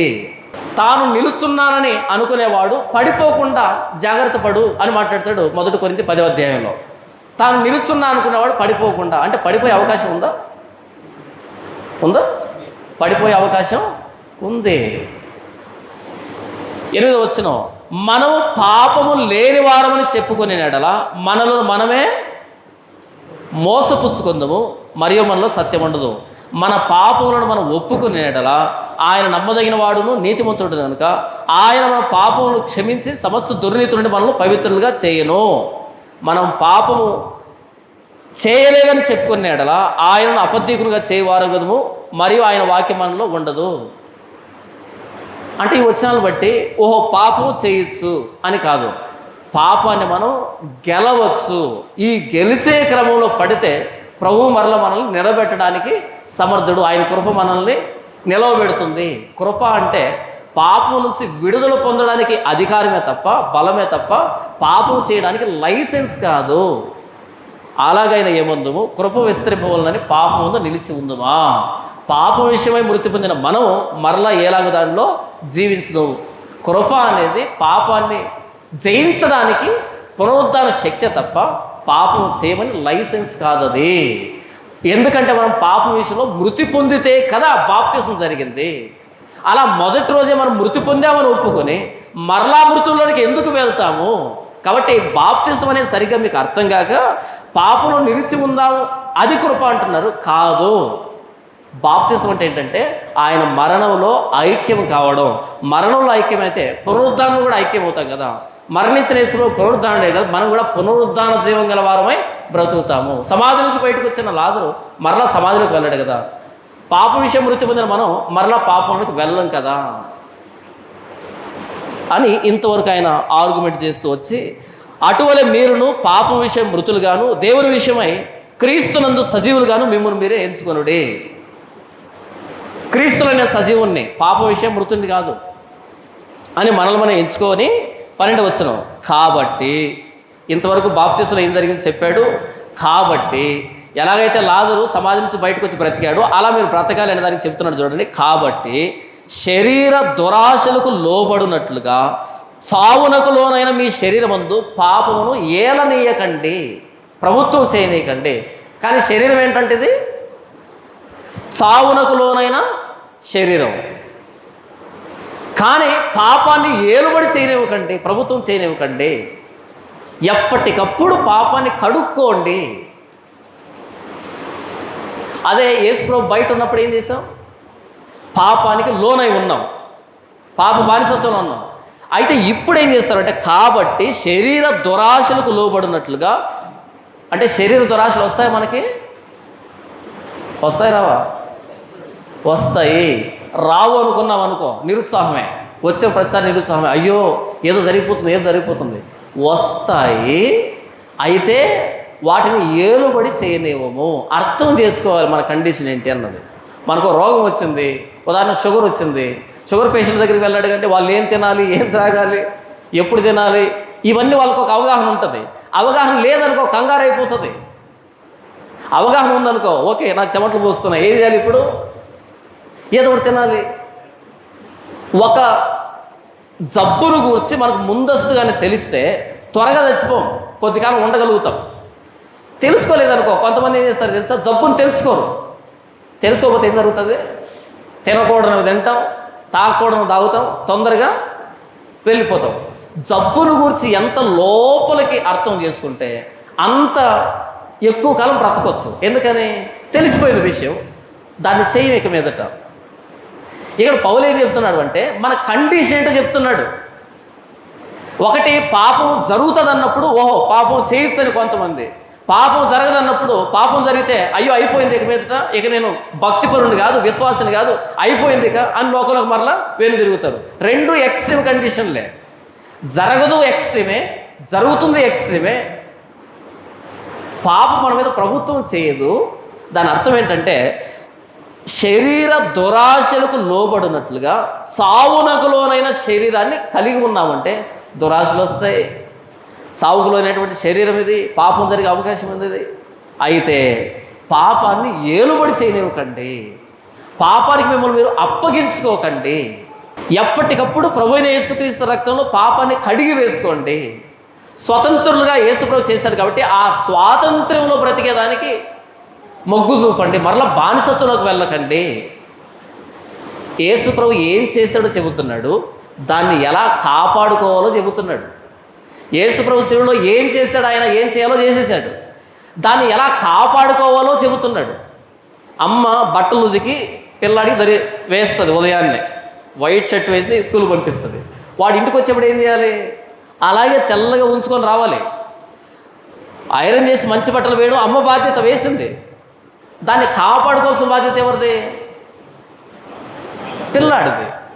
ఇటు మన రెస్పాన్సిబిలిటీ ఉంది, అటు దేవుడు ఏం చేయాలో అది చెప్తున్నాడు. పై వచనాలు యేసు ప్రభు ఏం చేశాడు, మనం తిరిగి బ్రతికింపజేశాడు, పునరుద్ధాన బలాన్ని ఇచ్చాడు.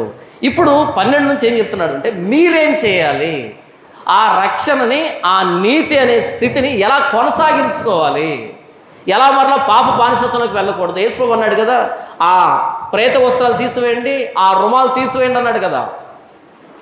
యేసుప్రభు బ్రతికించాడు, ప్రేత వస్త్రాలు తీసివేసుకోవాలి, ఆ రుమాలు తీసివేసుకోవాలి, అలా జీవాన్ని సమాజంలో తిరుగుతూ కనబరచాలి. మనం కూడా అంతే, మన ప్రేత వస్త్రాలు తీసివేయబడ్డాయి బాప్తిస్మంలో, మన రుమాలు తీసివేయబడింది బాప్తిస్మంలో. ఎలా తిరగాలి, స్వేచ్ఛగా తిరగొచ్చు ఇక్కడ మనం. చూడండి 12వ వచనం, కాబట్టి శరీర దురాశలకు లోబడినట్లుగా చావునకు లోనైన మీ శరీరమును పాపమును ఏలనీయకుడి, మరియు మీ అవయవములను దుర్నీతి సాధనములుగా పాపమునకు అప్పగింపకుడి. అయితే మృతుల్లో నుండి సజీవులు అనుకొని మిమ్మును మీరే దేవునికి అప్పగించుకునడి, మీ అవయవములను నీతి సాధనములుగా దేవునికి అప్పగించుడి. గతంలో మీ అవయవాలని పాపానికి సాధనాలుగా, పాపానికి బానిసలుగా ఉపయోగించారు. మీ తెలివిని కానీ, మీ సామర్థ్యాన్ని కానీ, మీ అవయవాలను కానీ, మీ కోరికలను కానీ ప్రతిదాన్ని పాపం చేయడానికే అప్పగించేశారు, సాధనాలుగా, వెపన్స్ లాగా ఉపయోగించారు. అయితే ఇక్కడ దేవునికి అప్పగించండి నీతి సాధనాలుగా అంటున్నాడు. మీరు కృపకే కానీ ధర్మశాస్త్రం లోనైన వారు కారు కనుక మీ మీద పాపము మీ మీద ప్రభుత్వం చేయదు. కృపతో దేవుడు రక్షించాడు కాబట్టి ఆ స్వాతంత్రాన్ని బట్టి నీతి సాధనాలుగా శరీరాన్ని ఉపయోగించండి. 15వ వచనం, అట్లైన ఎడల కృపకే గాని ధర్మశాస్త్రములకు లోనగు వారము కామని పాపం చేయదుమా, అది అన్నటికి కూడదు. ధర్మశాస్త్రం లోను కాలేదు మనం అని అన్నాడని, కృపకే మనం నియమించబడ్డామని, అట్లైన ఎడల కృపకే గాని ధర్మశాస్త్రమునకు లోనగు వారము కామని పాపం చేయదుమా, అది అన్నటికీ కూడదు అని మాట్లాడుతూ గతంలో మన శరీరాన్ని పాప సాధనాలుగా వాడినప్పుడు మనకు దక్కినటువంటి జీతం ఏంటి, వచ్చినటువంటి ప్రతిఫలం ఏంటి అని చెప్తున్నాడు. ప్రతిదానికి జీతం ఉంటుంది కదా, ఏ పని చేసినా జీతం అనేది ఉంటుంది. పనివాడు జీతానికి పాత్రుడు. మనం ధర్మశాస్త్రం లోనైన వారం కాదు, కృపకే అని చెప్పాడు పై వచనంలో. ఓహో, మన కృపకు పాత్రలు కాబట్టి మరలా మనం పాపం చేయొచ్చా అంటే, ఇప్పుడు పాపం చేయడం వల్ల గతంలో ధర్మశాస్త్రానికి లోబడి ఎలాంటి జీతం వచ్చింది, ఆ జీతాన్ని మరలా తీసుకోవడానికి ఇష్టపడుతున్నారా అని జీతం దగ్గరికి వస్తున్నాడు. ఇప్పుడు మొదటి నుంచి 12 వచనాల్లో ఏం జరిగింది, కృప అంటే ఏంటి, అది లైసెన్స్ కాదు, అది అధికారం, పునరుద్ధాన బలం అని చెప్పాడు. కాబట్టి కృప పొందిన వారమే మనము మన దేహాన్ని నీతి సాధనాలుగా ఉపయోగించాలని చెప్పాడు. ఎందుకంటే ధర్మశాస్త్రం లోనైన వారం కాదు కాబట్టి. వెంటనే ప్రశ్న వచ్చింది, అయితే మనం మరలా పాపం చేయొచ్చా? పాపం చేయడం కాదు, గతంలో మనం చేసిన పాపాలకి మనకు వచ్చిన జీతం ఏంటో మరలా ఆ జీతాన్ని తీసుకోవాలనుకుంటున్నారా అని ప్రారంభిస్తున్నాం. ఆ జీతం ఏంటో చూద్దాం. 15 వచనం, అట్లయిన ఎడల కృపకే కానీ ధర్మశాస్త్రంకు లోనుగా వారు కామని పాపం చేయదమా? అది అన్నిటికీ కూడదు. లోబడుటకు దేనికి మిమ్మును మీరు దాసులుగా అప్పగించుకుందరో అది చావు నిమిత్తముగా పాపమునికే కానీ నీతి నిమిత్తముగా విధేయతకే కానీ దేనికి మీరు లోబడుదరో దానికే దాసులగుదరని మీరు ఎరుగరా? ఇక్కడ 2 యజమానులు చూపెడుతున్నాడు. ఒకటి పాపం అనేటువంటి యజమాని, రెండవది నీతి అనేటువంటి లేదా విధేయత అనేటువంటి యజమాని. గతంలో పాపానికి దాసులుగా ఉన్నారు కాబట్టి పాపం చేసే ప్రతిదీ చేశారు, మీరు చావుకు లోనయ్యారు. ఇప్పుడు విధేయతకు మీరు లోబడడానికి నిశ్చయించుకున్నప్పుడు ఇక విధేయతకే లోబడాలి, నీతి అనేటువంటి ఫలం వస్తుంది. గతంలో యజమాని కింద ఉన్నప్పుడు నమ్మకం ఉన్నారు, ఇప్పుడు విధేయత అనే యజమాని వచ్చాడు, ఇప్పుడు కూడా నమ్మకం ఉండాలి అని మాట్లాడుతూ 17 వచనం, మీరు పాపమునకు దాసులై ఉంటిరి కానీ ఏ ఉపదేశ క్రమమునకు మీరు అప్పగించబడితారో దానికి హృదయపూర్వకంగా లోబడిన వారై. ఎలా లోబడతారు నీతికి? పాపానికి గతంలో ఎలాగైతే హృదయపూర్వకంగా లోబడ్డారో ఇప్పుడు నీతికి కూడా హృదయపూర్వకంగా లోబడండి.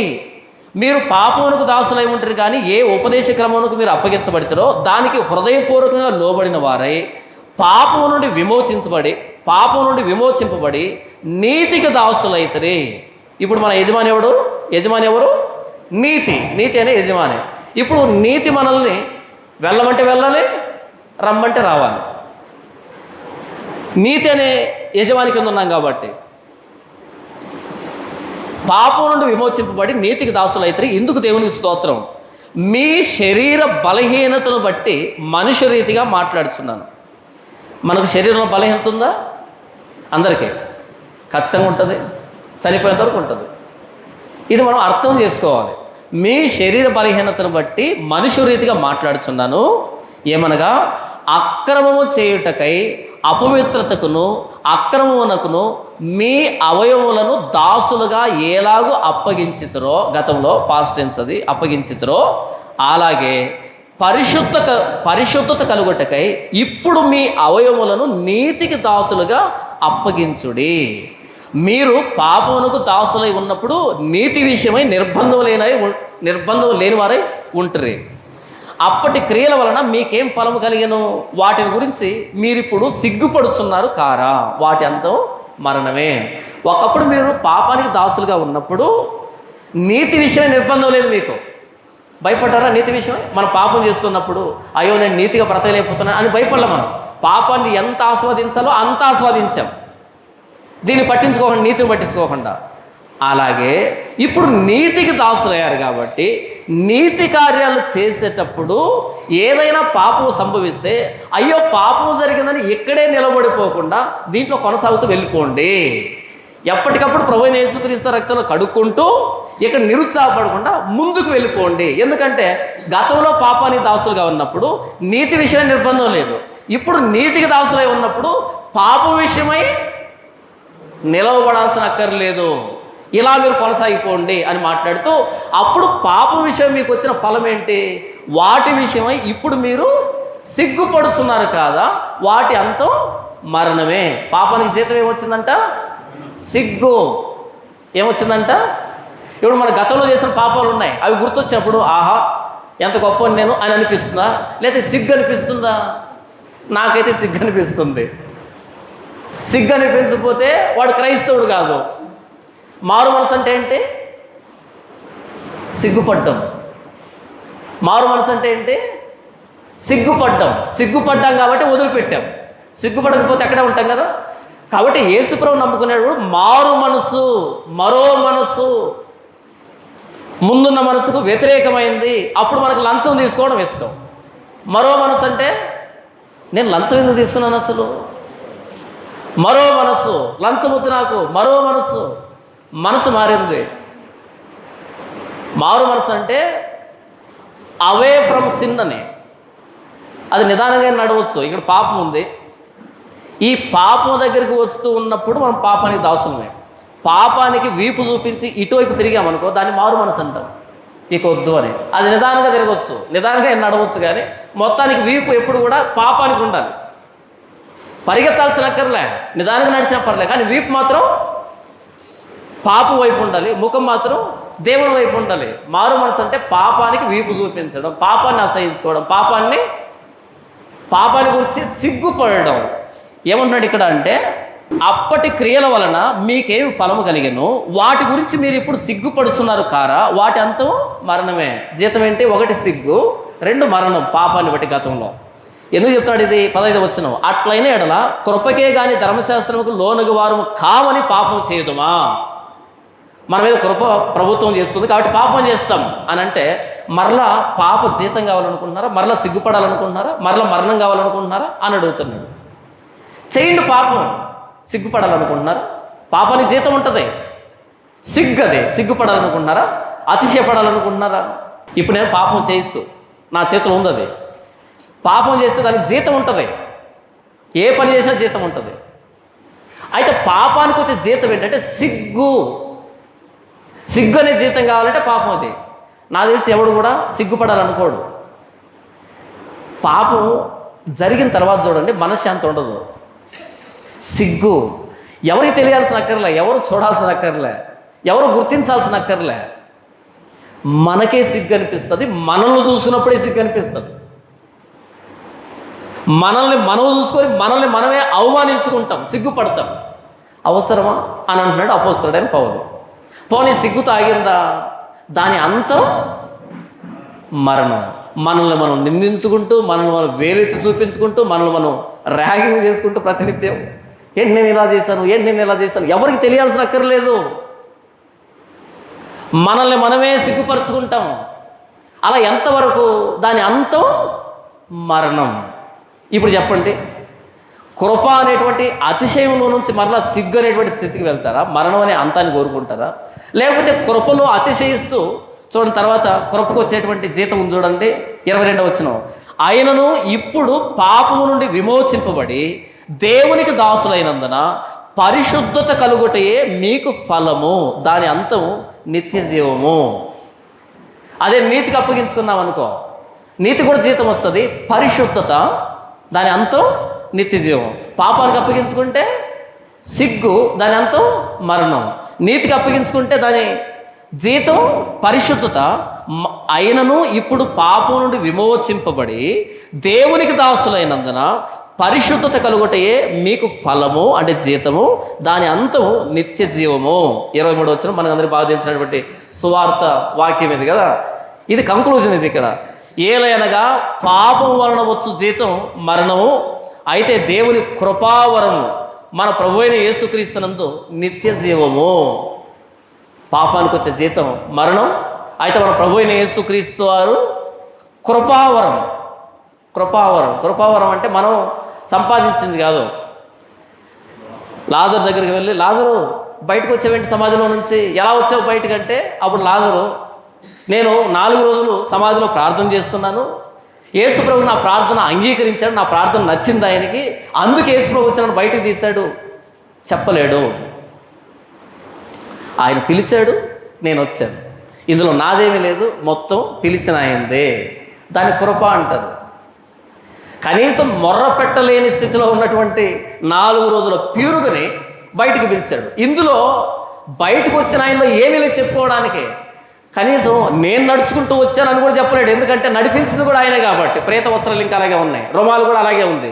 నేను చూశాను, నేను వచ్చాను, నేను అనేది ఏమీ లేదు ఇక్కడ. అతిశయపడడానికి ఏమీ లేదు ఇక్కడ. క్రీస్తు యేసులో కృపావరం అంటే ఉచితముగా నిత్య జీవితానికి మనల్ని పాత్రులుగా చేశాడు ప్రభువైన యేసుక్రీస్తు వారు. మన మరణాన్ని ఆయన శరీరం వహించాడు సిలువలో. ఆయన పునరుద్ధానాన్ని మన శరీరంలో ప్రవేశపెట్టాడు. నేను విమోచించబడ్డాను పాప విషయమై, ఆయన మరణించాడు కాబట్టి. నేను జీవిస్తున్నాను నీతి విషయమై, పాప విషయమై నిర్బంధం లేని వాడిగా జీవిస్తున్నాను ఆయన పునరుద్ధానాన్ని బట్టి. ఇక నాదేమి లేదు. చనిపోయింది ఆయనే, నన్ను బ్రతికింపజేసింది ఆయనే. అయితే నా మీద ఒక బాధ్యత ఉంది. నా శరీరాన్ని నీతికి దాసునిగా అప్పగించుకోవడం, నా అవయవాన్ని నీతికి దాసుడిగా, నీతికి సాధనాలుగా అప్పగించుకోవడం. మరలా ఇందులో తొట్టుపడితే ఆయన కుమారుడైన యేసుక్రీస్తు రక్తం మన ప్రతి పాప నుంచి మనల్ని కడిగి పవిత్రులుగా చేస్తుంది. మొత్తం ఆయనే. పునరుద్ధాన జీవం. ఇక్కడ కూర్చొని మనం అంతా అనుభవిస్తున్నది ఏంటి? పునరుద్ధాన జీవం. శరీర దురాశలకు లోబడే చావుకు లోదైన శరీరం ఇది. శరీర బలహీనతను బట్టి, మన శరీర బలహీనతలు ఉన్నాయి. నాకు గతంలో ఏ పాపాన్ని చేశానో అదే పాపాన్ని చేయడానికి అలాంటి స్వభావంలో ఉన్నాను నేను. అలాంటి నన్ను ఆయనే పాప నుంచి విమోచించాడు, ఆయన పునరుద్ధాన బలాన్ని అనుగ్రహించాడు, ఆయనే కృప ద్వారా, కృపావరం ద్వారా నన్ను నిత్య జీవితానికి నడిపించుకుంటూ వెళ్తాడు. మొత్తం ఆయనే. ఏం చెప్తున్నాడు అపోస్తలుడైన పౌలు అంటే, ఎలాగైతే ఆదామునందు అందరము అవిధేయులుగా చేయబడి మరణాన్ని కొని తెచ్చుకున్నామో ఆదాములో, అయితే కడపటి ఆదామైన ప్రభు అయిన యేసుక్రీస్తులోకి వచ్చినప్పుడు నూతన సృష్టిగా మార్చబడ్డాము. ఇక మీదట మరణం మన మీద ప్రభుత్వం చేయదు, పాపం మన మీద ప్రభుత్వం చేయదు. మనకు నిత్య జీవితం ఎదురు చూస్తుంది. మనం కృప ద్వారా జీవిస్తూ ఉన్నాము. 5వ అధ్యాయం 12 నుంచి ఆయన ఆదాముకి యేసు ప్రభు పోలిక పెడతాడు. ఆదాం పాత సృష్టి అయితే ప్రభు అయిన యేసుక్రీస్తు వారు కొత్త సృష్టి. ఆదాం అవిధేయుడైతే యేసు ప్రభు విధేయుడు. ఆదాం మరణాన్ని తీసుకొస్తే యేసు ప్రభు జీవాన్ని తీసుకొచ్చాడు. ఆదాం అపరాధం చేస్తే యేసు ప్రభు పుణ్యదానం, నీతి కొరకు పుణ్యదానం తీసుకుని వచ్చాడు. ఆయన విధేయుడయ్యాడు. ఆయన ఆదాము ఉగ్రతను తీసుకొని వస్తే యేసు ప్రభు కృపను తీసుకొచ్చాడు. ఆదాము ధర్మశాస్త్రానికి కారకుడైతే యేసు ప్రభు కృపని విస్తరింపజేశాడు. మొత్తం పోలుస్తూ మనం ఆదాం వరుసలో ఉంటే చావుకు లోనైన వారమే, యేసు ప్రభులో ఉంటే నిత్య జీవితానికి పాత్రులమే. యేసు ప్రభుని నమ్ముకున్నాము అంటే మనం నిత్య జీవితంలో ప్రవేశిస్తాం కాదు, ప్రవేశించాము. 23వ వచనం చూడండి. ఏలైనగా పాపం వలన వచ్చు జీతం మరణము, అయితే దేవుని కృపావరము మన ప్రభు అయిన యేసుక్రీస్తునందు నిత్య జీవము. ఇప్పుడు మనం యేసు ప్రభులో ఉన్నామా లేవా? అంటే నిత్య జీవితంలో ఉన్నామా, లేకపోతే నిత్య జీవితానికి వెళ్తామా? క్రీస్తు యేసులోనికి బాప్తిసం పొందిన మనమందరము ఆయన మరణంలోనికి బాప్తిసం పొందితమని మీరు ఎరుగరా అని అన్నాడు. బాప్తిసం అయిపోయిందా? ఉందా? అయిపోయింది కదా. క్రీస్తు యేసులో మనకి నిత్య జీవము అంటే నిత్య జీవితం రాబోతుందా? నిత్య జీవితంలో ఉన్నామా? ఉన్నాం. కానీ మనం ఏమనుకున్నా తెలుసా? చనిపోయిన తర్వాత వెళ్తున్నామని కాదు, ఆల్రెడీ ఉన్నాం. క్రీస్తులోనికి బాప్తిసం పొందానంటే క్రీస్తు పునరుద్ధానంలో కూడా నేను పాలుభాగొస్తున్నాయి. క్రీస్తు పునరుద్ధానం అంటే నిత్య జీవితమే కదా. మళ్ళీ చనిపోతాడంటే నిత్య జీవితంలో ఉన్నాం. యేసు ప్రభులో ఉంటే గొప్పతనం ఇది. యేసు ప్రభులో నూతన సృష్టిగా ఉన్నాం మనము. కాబట్టి పాపం చేసేటప్పుడు నీతి నిమిత్తం నిర్బంధం లేని వారుగా ఎలా ఉన్నారో, దీని గురించి ఏమాత్రం ఆలోచించలేదో, ఇప్పుడు నీతి కొరకు మీరు ప్రయాసపడుతున్నప్పుడు అడపాదడపా పాపాలు జరుగుతుంటే వాటిని పట్టించుకోకుండా ముందుకు వెళ్ళండి. పట్టించుకోకుండా అంటే మారు మనసు పొందకుండా, పశ్చాత్తాపడకుండా అని అర్థం కాదు. వాటి దగ్గర నిలవబడిపోకండి. కృప మనం నడిపింపజేస్తూ ఉంది. వాటికి మన మీద ప్రభుత్వం లేదు. శరీరంలో ఉన్నాం, ఈ లోకంలో ఉన్నాం, జీవిస్తున్నాం. కాబట్టి ఈ శరీర దౌర్బల్యాన్ని బట్టి, ఈ శరీరంలో వచ్చేటువంటి ఈ దురాశలను బట్టి, చావునకులైన శరీరంలో కొన్ని సంభవిస్తాయి. అయితే వాటిని బట్టి నిరుత్సాహపడాల్సిన అక్కర్లేదు. మనం నూతన సృష్టి. క్రీస్తు యేసులో నిత్య జీవితంలో ఉన్నాం. మనం పాపానికి దాసులం కాదు, నీతికి దాసులమే అని మన పునరుద్ధాన జీవాన్ని గురించి, ప్రాక్టికల్ హోలీనెస్ గురించి మాట్లాడుతున్నాడు 2వ భాగంలో. మొదటి భాగంలో యేసు ప్రభువులు ఎలా మనం మరణించామని చెప్తున్నాడు, ఎలా పునరుద్ధానం అయ్యాడు చెప్తున్నాడు. 2వ భాగంలో కాబట్టి మనం ప్రాక్టికల్గా అంటే ప్రతిరోజు పరిశుద్ధతని మనం అభ్యసించాలి, పరిశుద్ధత కోసం ప్రయాసపడాలి. ఈ ప్రయాసపడే దాంట్లో పాపాన్ని బట్టి నిరుత్సాహపడాల్సిన అక్కర్లేదు. పాపానికి మన మీద ప్రభుత్వం లేదు కాబట్టి, మనం నీతికి దాసులం కాబట్టి ధైర్యంగా ముందుకెళ్ళిపోదాం. యేసు ప్రభులో నూతన సృష్టిగా చేయబడ్డాం. మనం ప్రస్తుతం అనుభవిస్తున్నది నిత్య జీవము. ఎందుకని? దేవుని కృపావరము. ఏంటంటే ఇది వరం, కృపావరం. మనం పాత సినిమాలు చూస్తే పాత సినిమాల్లో ఎవరో ఒక ఆయన అడవిలోకి వెళ్ళిపోతాడు, అలా తపస్సు చేసి చేసి ఆయన మీద పుట్టలు చెట్టులు అన్నీ పెరిగిపోతాయి, అక్కడి నుంచి ఒక శబ్దం అని పెడతా ఉంటాడు దేవుడి కోసం. అప్పుడు ఆయన వస్తాడు సతీ సమేతంగా వచ్చి, అంతకంటే ముందు ఐటమ్ డ్యాన్స్ని పంపిస్తాడు కదా, వచ్చేసి ఏం కావాలి నీకంటే ఒక వరం కావాలి నాకు. ఏంటి ఆ వరం? నేను చనిపోకూడదు అంటాడు. చనిపోకూడదని వరం ఇచ్చి మరలా ఏదో ఒక లిటిగేషన్ బట్టి మరలా అన్ని జరుగుతుంది కదా. ఇక్కడ అది కాదంట, కృపావరం, నిత్య జీవం. ఇక్కడ లిటిగేషన్స్ లేవు. ఎంత పాపం మనల్ని వెనక్కు లాగుదామని ప్రయాసపడినా, పాపం అనే యజమాని ఎంత ప్రయాసపడినా మనం దాని బానిసత్వం కింద, దాని అధికారం కింద లేవు. ఎందుకంటే మనం పరిపాలిస్తూ ఉన్నది నీతి, కృపా వరం, దేవుని కృపా వరం. మన ప్రభు యేసుక్రీస్తులో నిత్య జీవితంలో ఉన్నాం. ఇక మన మీద మరణం ప్రభుత్వం చేయదు, పాపం ప్రభుత్వం చేయదు. అయితే ఆయన కుమారుడైన యేసుక్రీస్తు రక్తం ప్రతి పాపం నుంచి మనల్ని కడిగి పవిత్రులుగా చేస్తుంది. ఎప్పటికప్పుడు పాపాలను కడుక్కుంటూ నీతి కొరకు, పరిశుద్ధత కొరకు అలా ముందుకు వెళ్తాం. ఎందుకంటే మనం నిత్య జీవితంలో ఉన్నాం. చాలామంది ఏమంటారంటే, అన్న ఇలాంటి పాపం చేస్తాను, అలాంటి పాపం చేస్తాను, నాకు దేవుడు పరలోకం ఇస్తాడా అంటే, పరలోకంలో ఉన్నావు, ఇచ్చేదంటే. పరలోకం భవిష్యత్తులో ఎదురు కాబోతుందంటే ఇప్పుడు భయపడాలి, వెళ్తానా వెళ్ళనని. ఇప్పుడు ఉన్న నిత్య జీవితంలో ఎప్పుడు క్రీస్తులోనికి బాప్తిసం పొందింది వాస్తవం అయితే, నేను క్రీస్తు పునరుద్ధానంలో ఉన్నాను, నేను ఉన్న నిత్య జీవితంలో ఇంకెక్కడికి పోతుంది? అది పోదు. అయితే ఈ లోకంలో శోధనలు, పాపాలు ఉన్నాయి. వాటి నుంచి యేసుక్రీస్తు రక్తంలో ప్రతినిత్యం కడుక్కుంటూ నిత్యత్వానికి వెళ్ళాలి. మరలా పాపానికి వెనుతిరిగే అవకాశం మన చేతిలోనే ఉంది. వెనుతిరగాలంటే వెనుతిరగవచ్చు, కానీ అది ప్రభుత్వం చేయదు. కాబట్టి ఈ ధైర్యంతో నిత్య జీవితానికి మనం వెళ్ళిపోదాం, నిత్య జీవితాన్ని అనుభవిద్దాం. యేసు ప్రభువులో ఆ జీవాన్ని పొందుకుందాం. అంటే ఇక్కడ కూర్చున్న మనమంతా ఎక్కడున్నామంటే క్రీస్తులో కృపావరంలో పాలిభాగస్తులుగా ఉన్నాం. పునరుద్ధాన జీవాన్ని జీవిస్తూ ఉన్నాం. నూతన సృష్టిగా చేయబడ్డాం. మనది ఆదాము వరుస కాదు, ఇప్పుడు కడపటి ఆదాము వరుస. ఆదాము వరుస అయితే అంతం మరణం, కడపటి ఆదాము వరుస అంటే అంతం నిత్య జీవం. యేసు ప్రభువును నమ్ముకుంటున్నాం అంటే మతం మార్చుకుంటున్నామని కాదు, ఆదాము వరుసను మార్చుకుంటున్నామని, పాపపు బానిసత్వాన్ని తప్పించుకుంటున్నామని. ఇది తెలియక చాలామంది ఏమనుకుంటున్నారు అంటే ఇది మత ప్రచారం అనుకుంటున్నారు. మత ప్రచారం కాదు ఇది. యేసు ప్రభువును అంగీకరిస్తున్నాం అంటే దేవుని కృపావరంలో పాలిభాగస్తులమై ఆదాము వరుసను తప్పించుకొని కడపటి ఆదాం ప్రభు అయిన యేసుక్రీస్తు వరుసలోకి వచ్చాం. యేసు ప్రభువును నమ్ముకుంటున్నాం అంటే చనిపోయిన తర్వాత పరలోకం కాదు, ఇప్పుడే పరలోకంలో ఉన్నాం, ఇప్పుడే నిత్య జీవితాన్ని అనుభవిస్తున్నాం. అయితే మరణించిన తర్వాత అక్కడ కళ్ళు తెరుస్తాం, మరణించకపోతే ఇక్కడ అనుభవిస్తాం. ప్లేస్ మారుతుంది అంతే తప్ప మనం అక్కడ పరలోకం వెళ్తామని కాదు. ఇప్పుడు పరలోకంలో ఉన్నాం, మన పౌరసత్వం పరలోకమందు ఉన్నది, పరలోకంలో ఉన్నాం. మనం నిత్య జీవితాన్ని అనుభవిస్తున్నాం. ఎలాంటి కృపావరానికి దేవుడు మనల్ని పాలిభాగస్తుడు చేశాడు, ప్రభు అయిన యేసుక్రీస్తు అని అంగీకరించడం ద్వారా. దీన్ని బట్టి మనం మరణించేంత వరకు ప్రభువుని స్తుతించిన ఆ రుణం తీరదు. ఒకవేళ ఇంకా మనకు ప్రభు అయిన యేసుక్రీస్తు అర్థం కాకపోతే కొద్ది నిమిషాలు ప్రార్థన చేద్దాం. ప్రభువా, ఇంకను నేను పాప బానిసత్వంలో ఉన్నాను, ప్రభువా నా పాప బానిసత్వం నుంచి నన్ను విడిపించు. నీతికి సాధనాలుగా నా శరీరాన్ని ఎలా ఉపయోగించాలో నాకు నేర్పించు. ఆదాం వరుసలో నుంచి నన్ను విడిపించి కడపటి ఆదామైన ప్రభు అయిన యేసుక్రీస్తు వరుసలో నన్ను చేర్చు, నిత్య జీవితాన్ని నన్ను పాత్రుడిగా చేయని మనం వేడదాం. లేకపోతే ప్రభువా నన్ను నిత్య జీవితాన్ని పాత్రుడిగా చేసినందుకై, ప్రభు అయిన యేసుక్రీస్తులో నన్ను నూతన సృష్టిగా చేసినందుకే మీ కృతజ్ఞత తెలియజేద్దాం. అందరూ కళ్ళు మూసుకుందాం, కొద్ది నిమిషాలు ప్రభుత్వం మాట్లాడదాం.